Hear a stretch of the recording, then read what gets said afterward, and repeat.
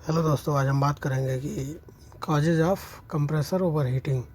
Compressor overheating के क्या क्या रीज़न होते हैं, कैसे इसको हम पता करेंगे कि कंप्रेसर ओवरहीटिंग का प्रॉब्लम है। जैसा कि आप जानते हैं कि एचवीएसी सिस्टम में कंप्रेसर जो होता है वो हार्ट होता है।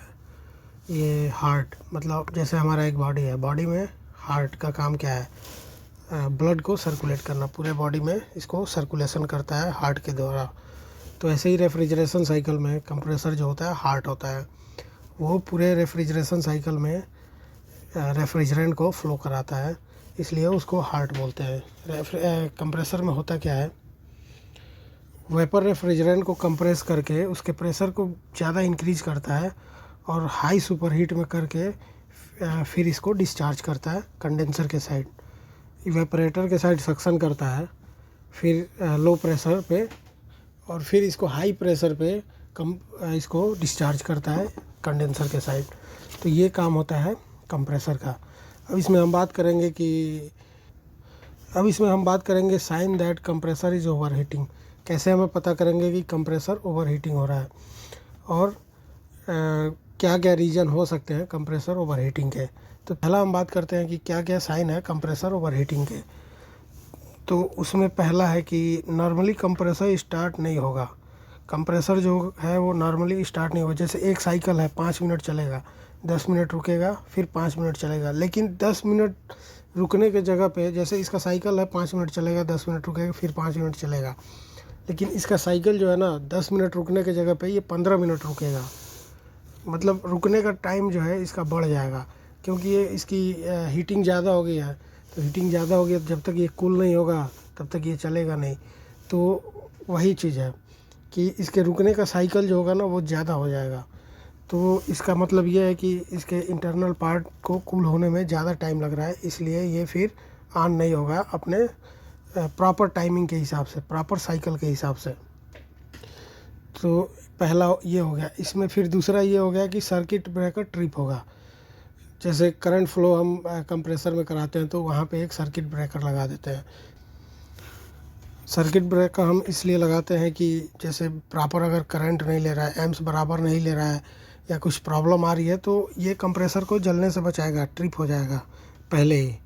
ये एक तरह की सेफ्टी के तौर पे हम इसको यूज़ करते हैं कंप्रेसर के लिए, क्योंकि कंप्रेसर जो है बहुत कास्टली प्रोडक्ट है, इसलिए इसकी सेफ्टी के लिए हम ये सर्किट ब्रेकर यूज़ करते हैं। और ये करंट जो है सर्किट ब्रेकर होके फिर कंप्रेसर में जाता है। तो ये सर्किट ब्रेकर जो है ये बार बार ट्रिप कर जाएगा। अगर बार बार ट्रिप हो रहा है तो कंप्रेसर के अंदर कुछ प्रॉब्लम है, मैकेनिकल प्रॉब्लम हो सकता है, इलेक्ट्रिकल प्रॉब्लम हो सकता है। तो इस वजह से ये सर्किट ब्रेकर जो है बार बार ट्रिप हो रहा है। तो एक ये रीज़न है। दो रीज़न हो गए कि कंप्रेसर का साइकिल जो है प्रॉपर काम नहीं करेगा, प्रॉपर नहीं चलेगा, सर्किट ब्रेकर इसका ट्रिप होगा।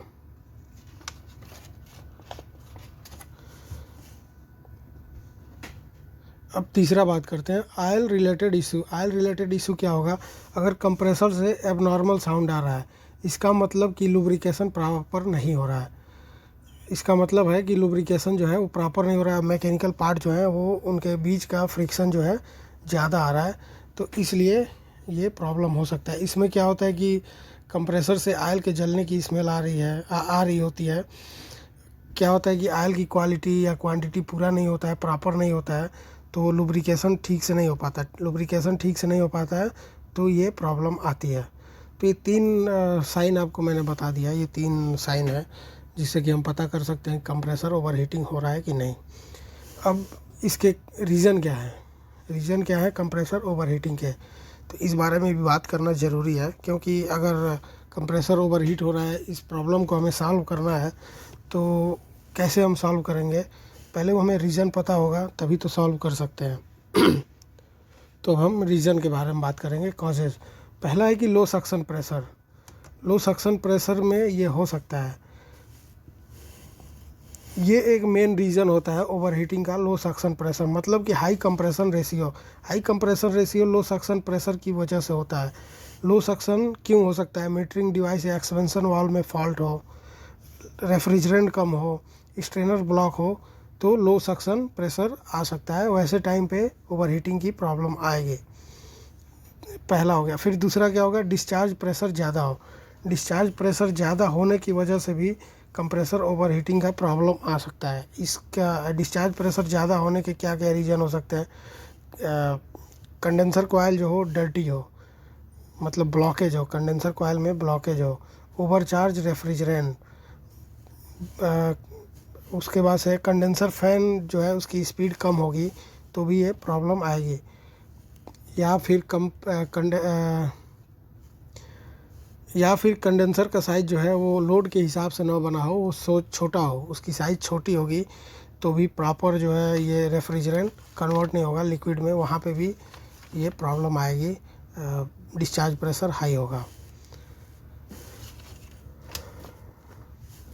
फिर बात करते हैं इनसफिशिएंट कूलर स्पेस। तीसरा है कंप्रेसर वार्म एरिया।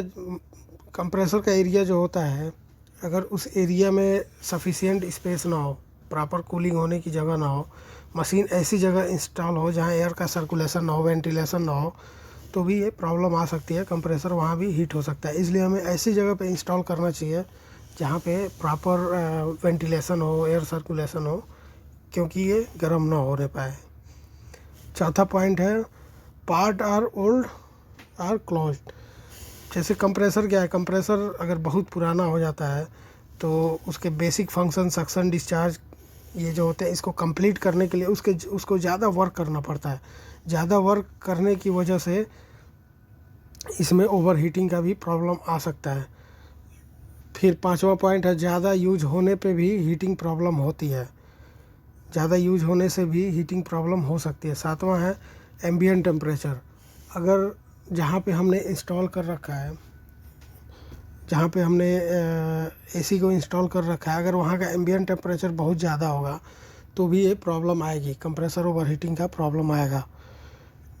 इसके बाद अगला पॉइंट है ख़राब या पुराना ऑयल। जब पुराना ऑयल हम यूज करते हैं तो उसमें क्या है कि हार्डनेस ज़्यादा हो जाती है। हार्डनेस ज़्यादा होने की वजह से उसका लुब्रिकेशन कम हो जाता है, जिससे कि इंटीरियर पार्ट्स जो मैकेनिकल पार्ट होते हैं कंप्रेसर के अंदर, उनके बीच फ्रिक्शन ज़्यादा हो जाता है, और जैसे ही फ्रिक्शन ज़्यादा होता है तो हीटिंग की प्रॉब्लम बढ़ जाती है, यानी कि हीटिंग ज़्यादा होने लगता है। तो ये सारे रीज़न हैं इसके ओवरहीटिंग का। ये अगर हमारे कंप्रेसर में ओवरहीटिंग का प्रॉब्लम है तो ये सारी पॉइंट्स हम चेक करेंगे और ऐसे इसको हम रिजॉल्व कर सकते हैं।